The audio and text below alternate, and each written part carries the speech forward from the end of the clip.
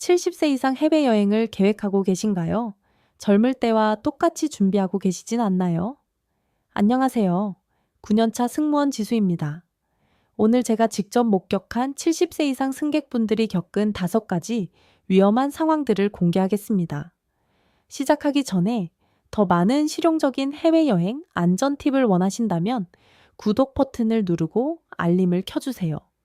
댓글로 여러분의 경험을 공유해 주시면 다른 시니어 여행자분들에게 큰 도움이 될 것입니다. 첫 번째 숨겨진 위험은 의료 응급 상황에 대한 준비 부족입니다. 많은 70세 이상 분들이 평소 건강하시다고 해서 별다른 준비 없이 해외여행을 떠나시는데 이게 정말 위험할 수 있어요. 기내에서 갑자기 가슴이 답답해지거나 호흡이 곤란해지는 상황을 상상해 보세요. 평소에 복용하던 혈압약을 깜빡하고 안 챙겨왔거나 시차 때문에 약 먹는 시간이 엉망이 되어서 몸에 이상이 생길 수 있습니다.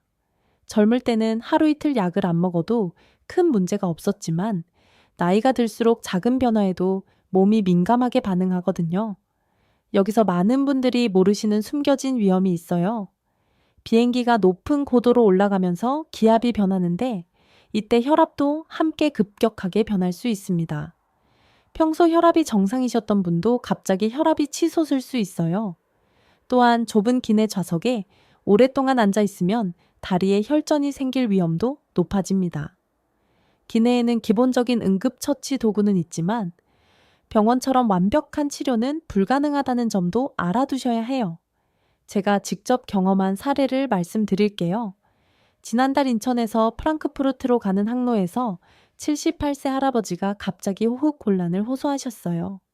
평소 천식이 있으셨는데 흡입기를 안 가져오셨더라고요. 다행히 이에 기내에 의사 승객이 있어서 응급처치를 받으셨지만 정말 아찔했습니다. 더 큰 문제는 독일 도착 후였어요. 영문 진단서가 없어서 현지 병원에서 상황 설명하는 데만 6시간이 걸렸거든요.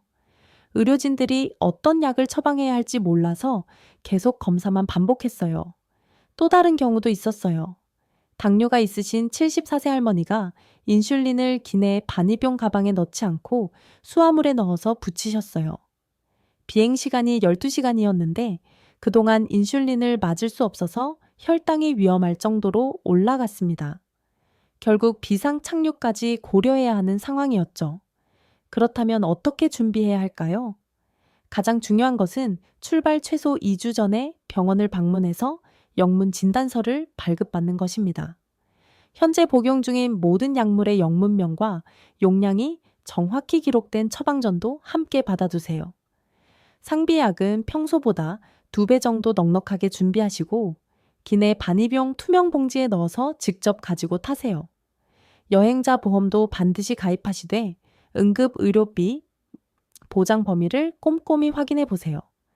일반적인 여행자 보험으로는 부족할 수 있으니까 70세 이상 전용 상품이 있는지 알아보시는 것도 좋습니다. 이런 작은 준비 하나하나가 생명을 구할 수 있어요. 두 번째 위험 요소는 심각한 시차 적응 실패입니다. 많은 분들이 시차 적응을 단순히 잠이 안 오는 정도로 생각하시는데 70세 이상에게는 훨씬 심각한 문제가 될 수 있어요. 며칠째 제대로 잠을 못 자고 하루 종일 피곤한 상태가 계속되는 것을 상상해 보세요. 젊을 때는 2, 3일 버티면 괜찮아졌지만 나이가 들수록 회복 시간이 길어집니다. 더 문제가 되는 것은 약 먹는 시간이 완전히 엉망이 되면서 몸 상태가 급격히 악화될 수 있다는 점이에요. 혈압약, 당뇨약처럼 정해진 시간에 복용해야 하는 약들이 있으시잖아요. 여기서 많은 분들이 모르시는 숨겨진 위험이 있습니다. 연구에 따르면 70세 이상은 시차 적응이 젊은 사람보다 3배 더 오래 걸린다고 해요. 젊은 사람이 3일이면 적응할 것을 시니어는 9일에서 2주까지 걸릴 수 있거든요. 수면 패턴이 회복되지 않으면 면역력이 떨어지고 집중력과 판단력도 현저히 저하됩니다. 이로 인해 낙상 위험이 높아지고 길을 잃거나 사기를 당할 가능성도 커져요. 실제로 제가 목격한 사례를 말씀드릴게요. 일본 여행 중이신 72세 할머니가 시차 때문에 당뇨약 복용 시간을 완전히 놓치셨어요.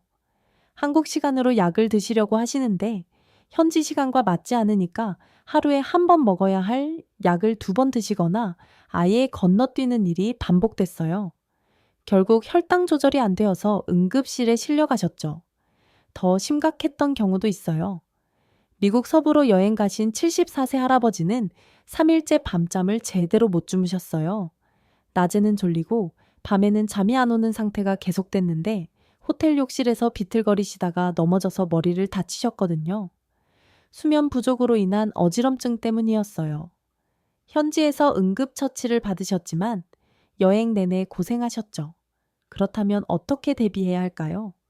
가장 중요한 것은 출발 일주일 전부터 서서히 수면 시간을 조절하는 것입니다. 서쪽으로 가시는 경우에는 매일 30분씩 늦게 자고 늦게 일어나세요. 동쪽으로 가시는 경우에는 반대로 30분씩 일찍 자고 일찍 일어나시면 됩니다.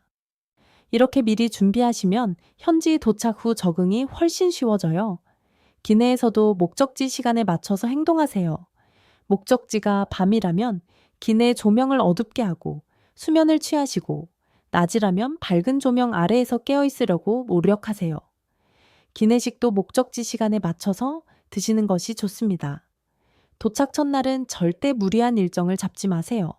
관광지를 많이 돌아다니거나 쇼핑을 하시기보다는 호텔 근처에서 가벼운 산책 정도만 하시는 것을 권해드려요. 햇빛을 쬐면서 천천히 걷는 것만으로도 시차 적응에 큰 도움이 됩니다. 약물 복용 시간도 미리 현지 시간으로 계산해서 알람을 맞춰두시면 실수를 줄일 수 있어요. 세 번째 심각한 위험은 치명적인 언어 소통 장벽입니다. 많은 분들이 영어를 못해도 몸짓으로 어떻게든 소통할 수 있다고 생각하시는데 응급 상황에서는 정말 위험할 수 있어요. 병원에서 어디가 아픈지 정확히 설명을 못해서 답답한 상황을 생각해 보세요.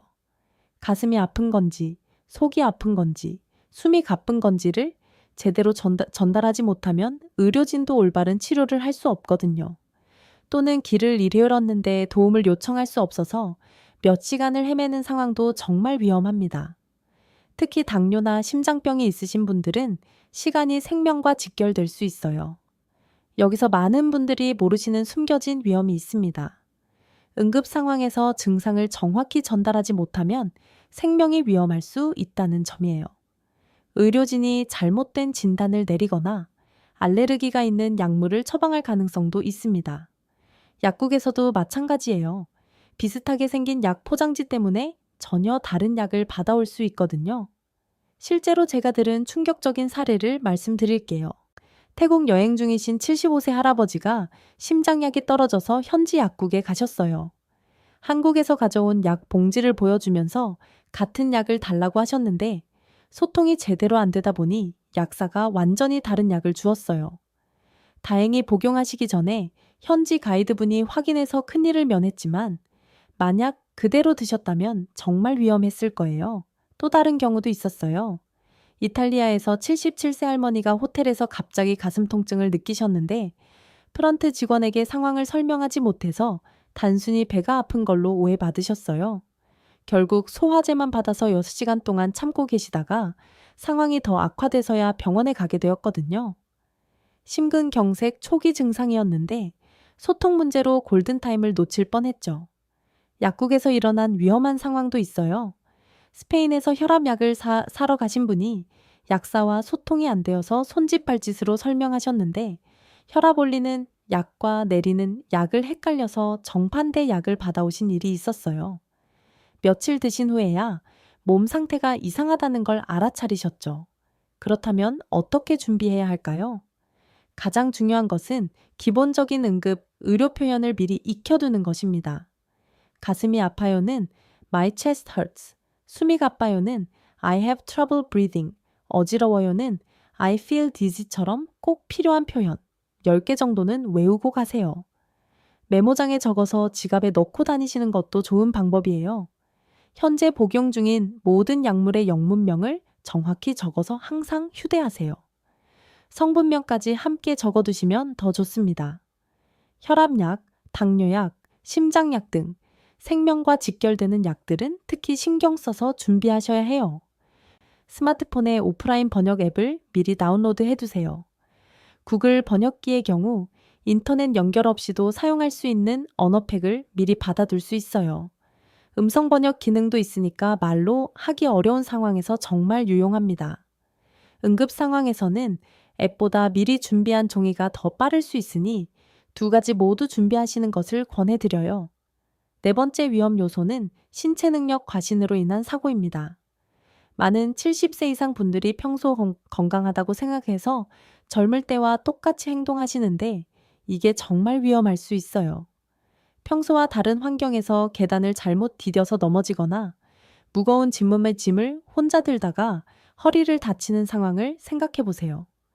집에서는 괜찮았던 행동들이 낯선 환경에서는 훨씬 위험할 수 있거든요. 특히 해외여행지의 계단이나 바닥은 한국과 높이나 재질이 달라서 더욱 조심해야 합니다. 여기서 많은 분들이 모르시는 숨겨진 위험이 있습니다. 연구에 따르면 익숙하지 않은 환경에서는 균형 감각이 평소보다 30% 정도 떨어진다고 해요. 나이가 들면서 자연스럽게 근력과 반사신경이 감소하는데 여기에 낯선 환경의 스트레스까지 더해지면 사고 위험이 크게 높아집니다. 또한 자존심 때문에 도움을 거부하다가 더 큰 부상으로 이어지는 경우가 정말 많아요. 제가 직접 목격한 안타까운 사례를 말씀드릴게요. 이탈리아 여행 중이신 73세 할머니가 로마 공항에서 휠체어 서비스를 권해드렸는데 나는 괜찮다며 단호하게 거부하셨어요. 평소 집에서는 계단도 잘 오르내리시고 건강하시다고 말씀하셨거든요. 그런데 공항 계단을 내려가시다가 발목을 삐끗하셨어요. 이탈리아 공항 계단이 한국보다 높고 경사가 달랐던 거죠. 결국 여행 내내 다리를 절뚝거리시며 고생하셨습니다. 더 심각했던 경우도 있어요.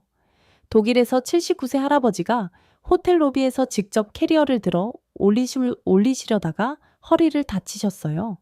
한국에서는 평소 20kg 쌀포대도 혼자 드셨다고 하시는데 장시간 비행으로 몸이 경직된 상태에서 무리하시다 보니 허리 근육이 늘어났거든요. 응급실에서 주사를 맞고 며칠 동안 침대에 누워 계셔야 했어요. 계단에서 일어난 사고도 정말 많아요.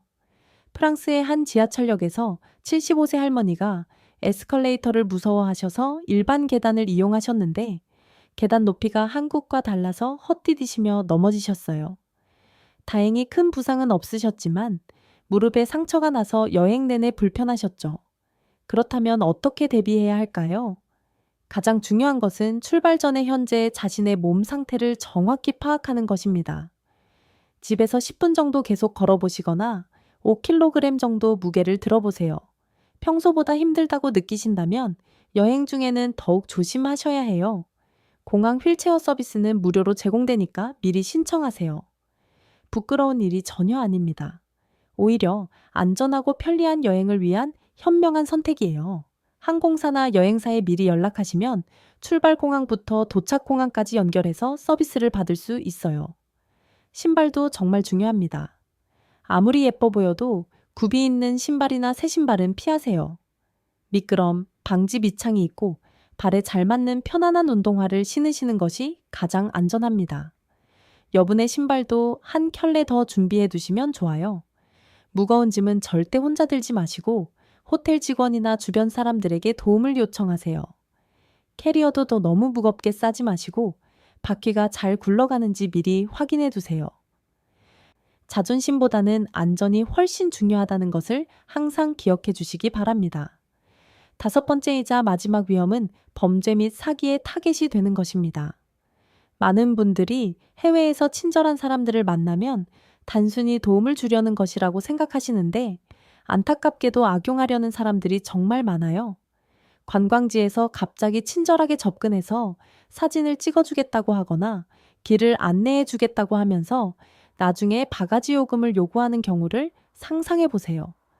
또는 가짜 경찰이 여권 검사를 핑계로 지갑을 훔치려고 하는 상황도 있어요. 이런 일들이 젊은 사람들에게도 일어나지만 특히 시니어분들이 더 쉬운 타겟이 되고 있습니다. 여기서 많은 분들이 모르시는 숨겨진 위험이 있습니다. 범죄자들은 70세 이상 관광객을 1순위 타겟으로 삼는 경우가 많아요. 이유가 뭘까요? 첫째는 현금을 많이 소지하고 있을 것이라는 선입견 때문입니다. 실제로 많은 시니어분들이 카드보다는 현금 사용을 선호하시거든요. 둘째는 스마트폰이나 디지털 기기 사용이 서툴러서 즉시 도움을 요청하기 어려울 것이라고 생각하기 때문이에요. 제가 승객분께 들은 충격적인 실제 사례를 말씀드릴게요. 파리 여행 중이신 82세 할아버지가 에펠탑 근처에서 경찰복을 입은 사람들에게 여권 검사를 받으셨어요. 진짜 경찰인 줄 알고 지갑까지 꺼내서 보여드렸는데 그 순간 여행 경비 200만 원을 현금으로 가지고 다니시던 게 모두 사라졌어요. 나중에 알고 보니 가짜 경찰들이었는데 한순간에 전 재산을 잃으신 거죠.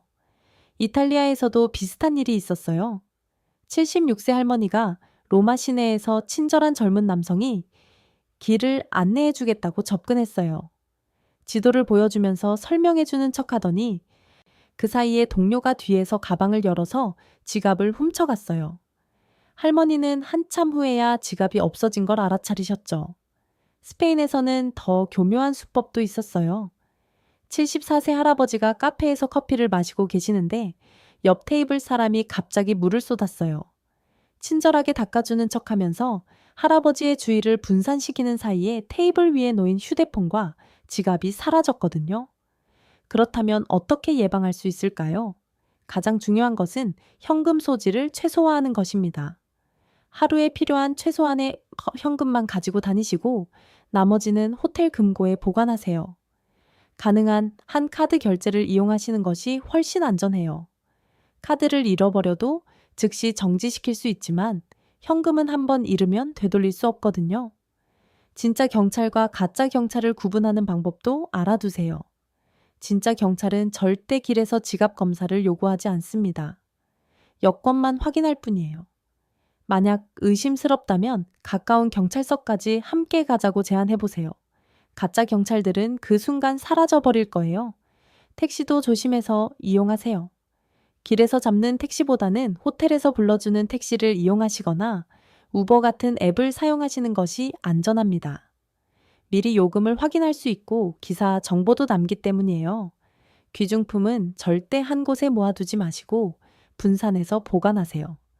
여권과 신용카드는 따로 보관하시고 비상용 현금도 여러 곳에 나누어 숨겨두시는 것이 좋습니다. 안전한 여행을 위해서는 조금 번거로워도 이런 준비가 꼭 필요해요. 출발 전 마지막 체크포인트입니다.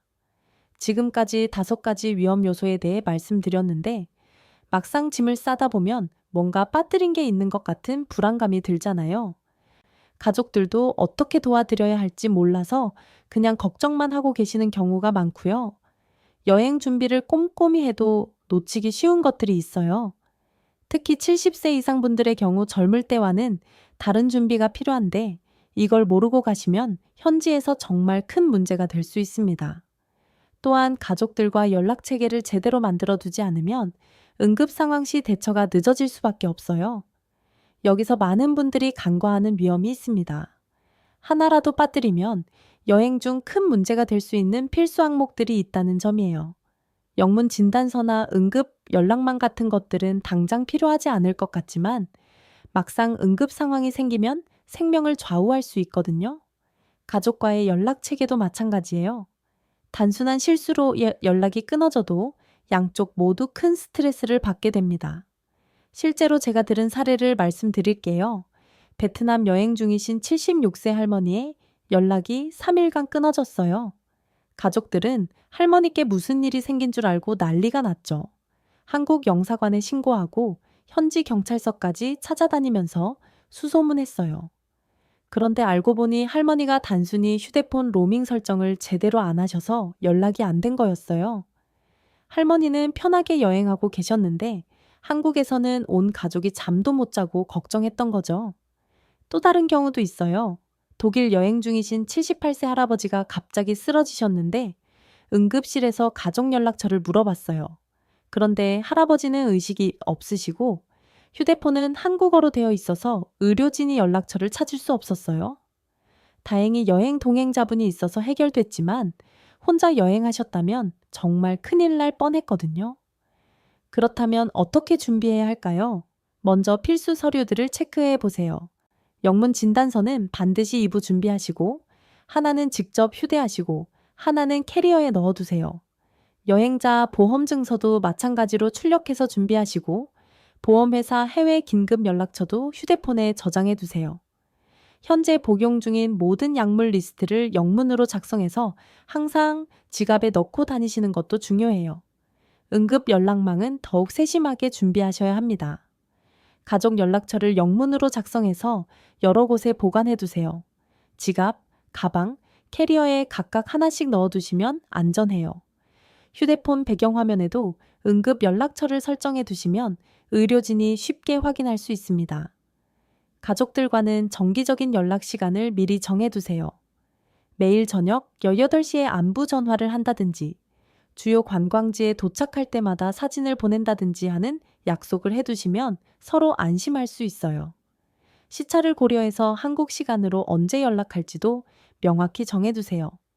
현지 한국 영사관 정보도 꼭 준비하세요.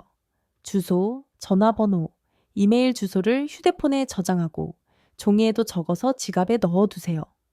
여권을 분실하거나 응급 상황이 생겼을 때 가장 먼저 연락해야 할 곳이거든요. 이런 작은 준비들이 모여서 안전하고 즐거운 여행을 만들어줄 수 있습니다. 기내에서 꼭 알아야 할 정보입니다. 많은 70세 이상 분들이 기내에서 몸이 불편하신데도 승무원에게 어떻게 말씀드려야 할지 모르셔서 혼자 참고 계세요. 또는 도움이 필요하지만 다른 승객들에게 민폐가 될까봐 망설이시는 경우도 정말 많아요. 기내에서 갑자기 가슴이 답답해지거나 어지러움을 느끼는 상황을 생각해 보세요. 혈압이 올라가는 것 같은데 어떻게 해야 할지 모르겠고, 화장실에 가고 싶은데 일어나기가 힘드신 상황도 있을 거예요. 이런 작은 불편함들을 그냥 참고 계시다가 더 큰 문제로 발전할 수 있어서 정말 위험합니다. 여기서 많은 분들이 모르시는 중요한 사실이 있습니다. 작은 불편함을 참다가 큰 문제로 발전하는 경우가 생각보다 많다는 점이에요. 특히 장거리 비행에서는 몇 시간 동안 좁은 공간에 앉아 있어야 하기 때문에 초기에 대처하지 않으면 상황이 급격히 악화될 수 있거든요. 또한 승무원들이 도와드릴 수 있는 것들이 많은데 이걸 모르고 혼자 해결하려다가 위험해지는 경우도 있어요. 제가 직접 경험한 안타까운 사례를 말씀드릴게요. 인천에서 로스앤젤레스로 가는 12시간 비행에서 72세 할아버지가 이륙 후 2시간부터 혈압이 높아지는 느낌을 받으셨어요. 평소 혈압약을 드시는 분이었는데 장시간 앉아 있으니까 다리도 붓고 가슴도 답답하다고 하셨거든요. 그런데 4시간 동안 혼자 참고 계시다가 결국 호흡곤란까지 오셨어요. 그제야 저희에게 말씀해 주셨는데 처음에 말씀해 주셨더라면 기내 응급 키트로 즉시 도움을 드릴 수 있었을 텐데 말이에요. 또 다른 경우도 있었어요. 79세 할머니가 화장실에 가고 싶으신데 다리에 힘이 없어서 일어나기 어려우셨어요. 그런데 다른 승객들에게 민폐가 될까봐 3시간 동안 참고 계셨거든요. 나중에 알고 보니 당뇨 때문에 혈당이 떨어져서 몸에 힘이 없으셨던 거였어요. 조금만 일찍 말씀해 주셨더라면 간단한 간식으로 해결할 수 있었던 상황이었죠. 기내에서 넘어지실 뻔한 사례도 있어요. 75세 할아버지가 화장실에 다녀오시는 길에 비틀거리셨는데 승무원 도움 없이 혼자 가시려다가 통로에서 넘어질 뻔하셨어요. 다행히 제가 봤어 즉시 도와드렸지만 정말 아찔했거든요. 그렇다면 어떻게 해야 할까요? 가장 중요한 것은 몸에 조금이라도 이상이 느껴지면 즉시 콜 버튼을 누르시는 것입니다. 부끄러워할 필요가 전혀 없어요. 저희 승무원들은 승객분들의 안전과 편의를 위해 있는 거거든요. 특히 70세 이상이라고 말씀해 주시면 더욱 세심하게 돌봐드릴 수 있어요. 증상을 말씀하실 때는 구체적으로 설명해 주세요. 저는 70세 이상이고 평소 혈압약을 먹는데 지금 가슴이 답답해요라고 하시면 저희가 즉시 적절한 조치를 취할 수 있습니다. 기내에는 혈압계, 산소 마스크, 각종 응급약품이 준비되어 있어요. 화장실에 가실 때도 혼자 가시지 마시고 꼭 도움을 요청하세요. 승무원이 동행해서 안전하게 다녀올 수 있도록 도와드립니다. 짐을 선반에서 내리거나 올릴 때도 마찬가지예요. 무리하지 마시고 언제든지 부르세요. 저희가 도와드리는 게 당연한 일이니까 민폐라고 생각하지 마시고 편하게 요청해 주시면 됩니다. 마지막으로 전체 내용을 요약하고 마무리하겠습니다. 지금까지 70세 이상 해외여행에서 반드시 알아야 할 5가지 위험 요소에 대해 말씀드렸는데 하나하나 다시 정리해보면서 놓친 부분은 없는지 확인해보세요. 첫 번째 위험은 의료응급 상황에 대한 준비 부족이었습니다. 고도 변화로 인한 혈압 급변과 장시간 비행으로 인한 혈전 위험을 말씀드렸죠. 가장 중요한 대비책은 출발 2주 전 영문 진단서 발급받기, 상비약 2배 준비하기, 그리고 응급의료비를 충분히 보장하는 여행자 보험 가입하기였어요. 78세 할아버지가 기내에서 호흡곤란을 겪으셨던 사례처럼 이런 준비가 생명을 구할 수 있습니다. 두 번째는 심각한 시차 적응 실패였습니다. 70세 이상은 젊은 사람보다 시차 적응이 3배 더 오래 걸리고 약물 복용 스케줄이 엉망이 되면서 건강에 심각한 문제가 생길 수 있다고 했어요. 해결책은 출발 일주일 전부터 매일 30분씩 수면 시간 조절하기, 기내에서 목적지 시간에 맞춰 행동하기, 도착 첫날 무리한 일정 피하기였습니다. 일본에서 당뇨약 복용 시간을 놓쳐서 응급실에 가신 할머니 사례를 잊지 마세요. 세 번째 위험은 치명적인 언어 소통 장벽이었습니다.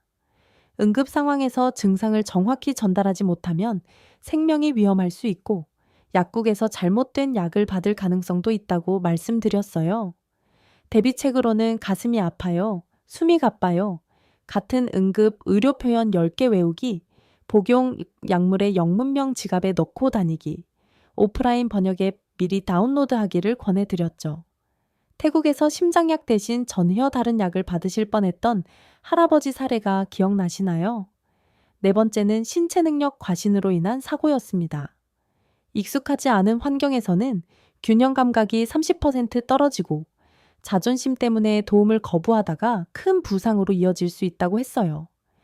현실적인 몸 상태 파악하기, 공항 휠체어 서비스 미리 신청하기, 미끄럼 방지 밑창에 편안한 신발 준비하기가 핵심이었습니다. 이탈리아 공항에서 발목을 다치신 할머니처럼 되지 않으시려면 자존심보다 안전이 우선이에요.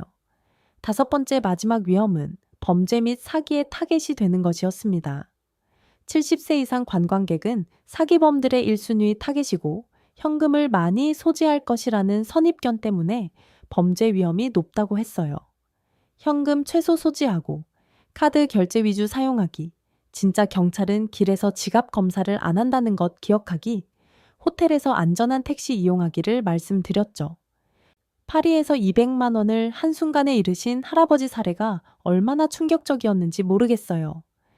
출발 전 필수 준비 사항으로는 영문 진단서, 보험 증서, 응급 연락망 출력하기, 가족과 정기 연락 시간 정하기, 현지 한국, 영사관 정보 저장하기를 강조했습니다. 기내에서는 몸에 이상이 느껴지면 즉시 콜 버튼 누르기, 70세 이상이라고 명확히 말하기, 화장실 동행이나 짐 정리 도움 부끄러워하지 말고 요청하기를 당부드렸어요. 9년간 승무원으로 일하면서 정말 많은 시니어 승객분들을 만났습니다. 준비된 여행이 안전한 여행이고 안전한 여행이 즐거운 여행이라는 것을 수없이 확인했어요. 여러분의 안전하고 행복한 해외여행을 진심으로 응원합니다. 이 영상을 70세 이상 가족분들께 꼭 공유해 주시고 궁금한 점은 댓글로 언제든 물어보세요. 구독 버튼도 눌러서 더 많은 여행 안전 정보를 받아보시기 바랍니다.